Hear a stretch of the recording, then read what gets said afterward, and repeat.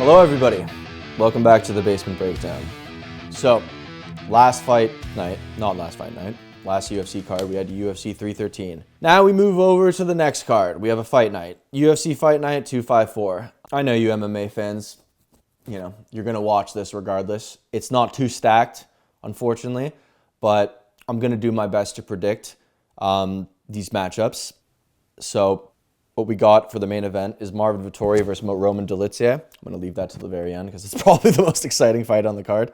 But that is the fight night. We have a women's flyweight matchup. Eunice Duben versus Carly Judice. We have a 6-0 fighter versus a 3-2 fighter. She got her ass beat.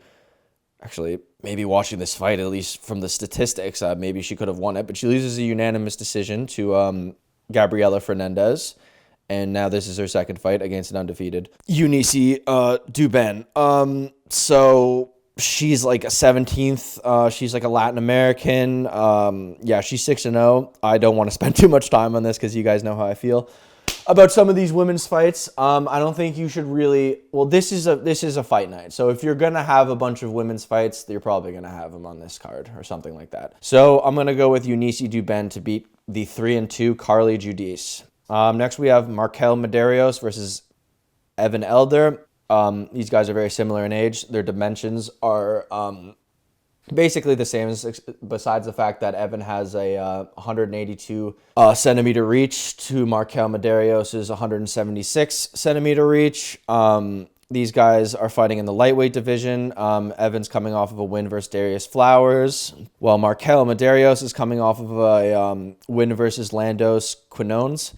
Decision. I'm gonna go with Markel Medeiros for this fight. No, I'm just kidding, guys. We're going with Evan. I think that he's gonna have a longer reach, and I think that he's probably gonna outstrike Markel, and he's gonna win a decision. I think if he doesn't win a decision, there's a TKO coming in the second round. I don't know why I was about to go with Markel, but we're not doing that. I don't like the dimensions of him. For that, we're going next. There's a Jose Nunez fight. She's short and manly, so I can't really see who she's actually fighting for this. I think they're probably gonna throw someone in there or just cancel the bout altogether. Whoever they're putting in against her, I'm gonna go with Jose Nunez because she's definitely more masculine than the person that she's going against. All right, next we have 10-0 Andre Limo versus Daniel Perez. There's about a 10-year difference between these two guys. Andre Lima is coming off of a decision win versus Felipe dos Anjos, where honestly, man, takedowns were the dictator in that fight because he got outstruck, and I think that's why they gave him the decision. I don't remember how close it was, but he did win the fight via takedowns. He had a lot of control. And then Daniel Perez is a 36-year-old who's coming off of a win versus Victor Altamirano. He wins a decision against him, another close decision, but he gets a knockdown. So I think what was it, the second and third they gave to him, but it was a good fight. From what I remember, I think that was the Moicano versus Saint Denis card. So I remember watching that. For this fight, we're gonna go with Andre Lima because he's younger. He's taller. He's got a better reach, and I think he's gonna get it done. I think he'll probably control Daniel Perez on the ground. If he doesn't submit him, he'll probably win a 29-28 decision. Moving up the card, we have Carlos Vera versus Jose Musasa. So a 37-year-old versus a 26-year-old. Jose's first fight in the UFC will be against Carlos Vera. They call him the KO Wizard. We'll see if that comes to fruition. And we have Carlos Vera, who's been in the UFC for one fight. He lost to Nakamura. A decision, a pretty clear decision. Realistically speaking, I think that we don't need to spend too much time on this fight. I think Jose Musasa is going to KO him, and he's going to bring a new meaning to the word KO Wizard, or at least he's going to cement his nickname. So we're going to go with Jose Musasa for this. Next we have, Diar Nurgoze, something like that, versus Branson Ribeiro. So Branson Ribeiro is coming off of a decision win to Kai Machado, and then he lost a fight to Magomed He's Suliov. And then before that, he got KO'd by Zhang Minyang. So, you know, he's got a win. He's coming off of a win, but before that, he's coming off of 2 losses. We have DR, who's from Kazakhstan, and he is a #1 ranked pro men's light heavyweight in Central Asia. So that's cool. I think because of DR, I'm going to go with him. I think from where he is in the world and his name, he's probably going to get it done. And I think he's probably going to, but he's got he's got a bit of a reach deficiency. He's got 188 centimeter reach for light heavyweight, which is kind of crazy, to Branson Ribeiro's 205.7 centimeter reach. I'm still going to go with DR. I think he's probably going to, you know, do what those people in that side of the world do. He's going to take him down and hold him there, probably submit him. If not, he's going to win a decision. We have another chick fight. We have Sam Hughes versus Stephanie Luciano. Sam Hughes, what's her nickname? It's something stupid, like Sam Page or something. It's like her name mixed with Rampage. She wins a decision to Victoria Dudakova, and then she loses to Yasmin Irigaray. I think that's how you pronounce her name. And then those are her fights in 2024, and she won her fight before that versus Jacqueline Amarim. Stephanie Luciano is a little bit younger. She's coming off of a win versus Talia Alankar, and I think that's her only fight in the UFC. For chick fights, sometimes it's hard to predict, but I'm not going to go wrong here. I'm going to go with the underdog Sam Hughes, probably. She looks more like a dude. I know I always say that, but, I mean, I last time picked the prospect over the more manly-looking person, so I'm not going to make that mistake this time. We're going to go with Sam Hughes probably winning a decision. I'm not sure why this fight isn't on the main card, because the main card's kind of shit. But we have Waldo Cortez Acosta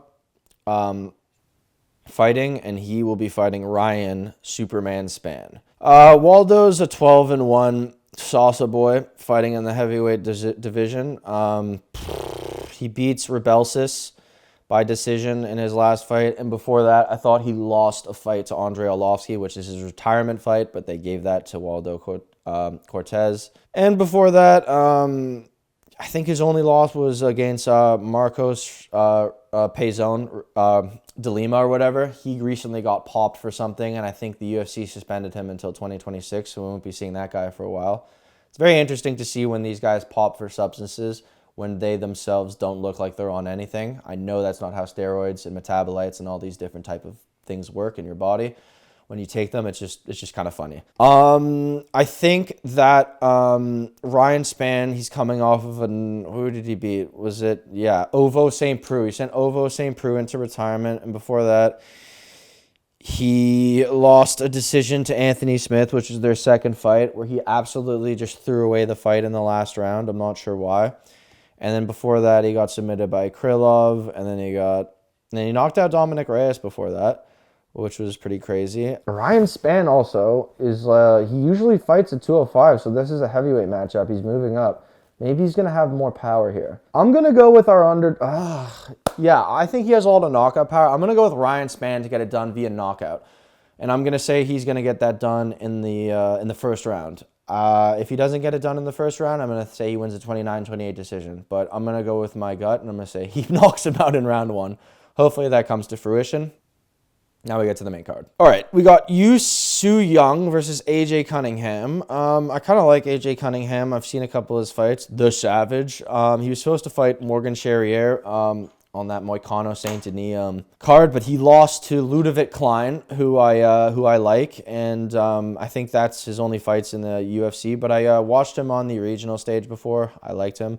And then he's going up against Yu Song Young, who is he beat Berjang Jalisi. I definitely butchered that.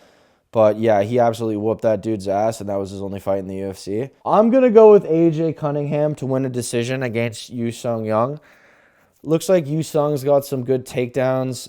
He's good on the ground. There's a bit of a reach difference between these two. I hope AJ Cunningham keeps the distance and maybe outstrikes him, outlands him, and then wins a 29-28 decision. I really can't put too much stock in him getting a knockout right now because I don't know if that's going to happen, but I'm going to go with him winning a decision to Yu Young. Next, we have our boy Damon Blackshear versus Cody Gibson.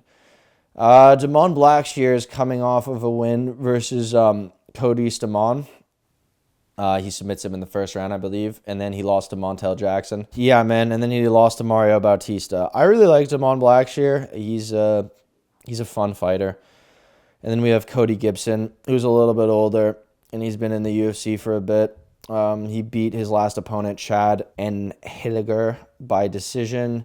And then he beats Brian Kelleher, who's, I think, out of the UFC right now. And then he lost to Miles Johns, who I like, actually. And then he lost a decision to Brad Katona back in 2023. And then before that, he hadn't really fought for a while. I think he took a bit of a hiatus. Did he come back on the, he might have come back on Ultimate Fighter or something. I'm not really sure, but he had a big hiatus from the UFC. I think they're going to give this fight, I think Damon Blackshear is going to win this fight. I think this is probably to get him back in the win column. I don't hate Cody Gibson or anything. I just think that Damon Blackshear is probably either going to submit him or he's going to win a clear decision. So I'm going to say that he submits him. And if he submits him, I think it's going to be in the second round. All right, moving up. We have the great ape, Alexander Hernandez. Who could forget his legendary knockout of Beneil Dariush? Yes, that's probably the best highlight of his career. And then this guy talks a lot of shit to Donald Cerrone and then gets fucked up. He's had a weird career. A lot of losses, not a lot of wins. He wins and loses. Yeah, he beat Austin Hubbard on short notice, I believe, last time. He threw away that fight versus Damon Jackson. And then before that, he lost to Bill Algeo, and then he beat Jim Miller in a decision where he was very dominant. I think, again, this is another matchup for Alexander Hernandez, probably just to kind of keep him afloat in the UFC. Kurt's coming off a win versus Kenyan Khrushchevsky, and he lost to Trey Ogden back in 2024. That's not a bad... Those aren't bad wins, and I think like Alexander Hernandez, this is probably like a step up in opponent for him, considering the guys who he's fought they haven't really been like coming off of 2 wins. I don't know who's going to be favored in this matchup, but I'm going to go with Alexander Hernandez to either TKO him in the second round or win a decision. Am I super confident with that? No, because I know the way Alexander Hernandez fights, but we're going to go with the Great Ape. We have our boy Choi Sung-Yu versus Kevin Vallejos. Choi Sung-Woo has been in the UFC for a bit. He lost to Steve Garcia his last time out. And then he beat Jarno Aarons back in 2023. And then he lost to Michael Trezano and then Joshua Culebio. Yeah. He's got a lot of losses in the UFC, man. And then this Kevin Vallejos, he's a 23-year-old, and this is his first fight in the UFC. I'm sure Choi Sung-Woo is going to be an underdog.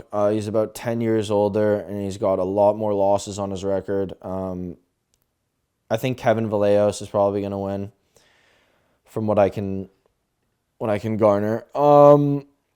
Yeah, I think that he's going to win a decision. I think this is his first fight in the UFC, and I don't know if I'm expecting like a knockout or a submission. I think it'll probably go to a decision that Kevin will win unanimously. So we're going to go with that. And then moving up the card, we got Chidi Njoukani, I think. Is that how you pronounce his name? Anyways, he won a decision to Jared Gooden, and then he beat Rise McKee before that, bang bang. And then he lost to Michael Olchajenesiuk, or whatever the hell his name is, the guy who Kevin Holland beat recently. And then he also lost a fight to like Shara Putin or something. Yeah, I don't know if he's still in the UFC. But he's fighting Elzu Zaleski dos Santos. And he is he's been in the UFC for a bit. He's coming off a win versus Zachary Scrogan. And then that was his only fight in 2024. He had a draw versus Renat. And then he beat Abubakar Nurmagomedov on that Kai Kara France card where he fought Albazi. I think I'm going to go with... Elizio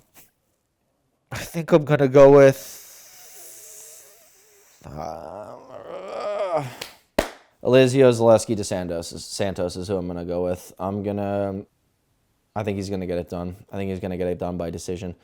I just don't think that Chidi is going to be in the UFC for much longer. I'm not sure what else I can really say about this matchup. But yeah, I think that Dos Santos is probably going to win it. All right, now for our main event, we have Marvin Vettori versus Roman Dolidze.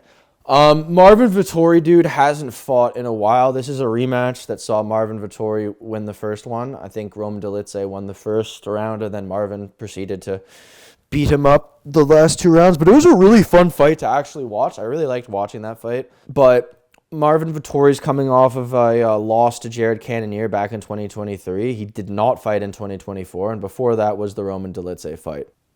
And then we go to the ladder, Roman Dolidze. I don't love him, but, like, you can't deny. He beat Kevin Holland his last time out, which I predicted would happen, obviously, because Kevin Holland sucks.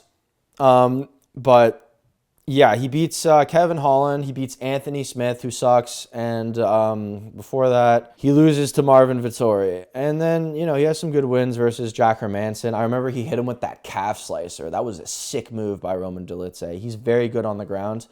And he's got wins versus Phil Hawes, Kyle Daukaus, and yeah, man, like he hasn't really lost too many UFC fights. I worry for Marvin Vettori because of his lack of activity in the last year. I think because of that, I'm going to have to go with Roman Dolidze. I don't know if he's going to be an underdog for this fight, but if he is, that might be some good money to put on it.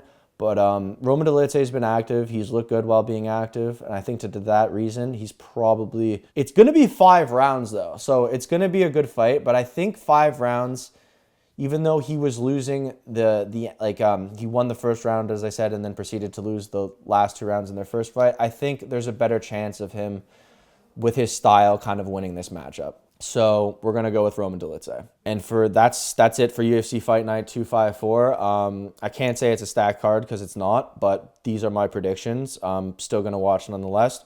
Should be good. Should hopefully our picks come to fruition. And thank you guys for listening. I think our next card that we're going to have to talk about will be the UFC London card, which has got some changes to it, which is really cool. I didn't think there'd be too many high-profile fighters on that card, but we do have some, so that should be good, and we'll get back to you to talk about that next time. Thank you for listening. Basement Breakdown out. Down with raw insight, cage side calls, predictions tight. Basement Breakdown takes the night.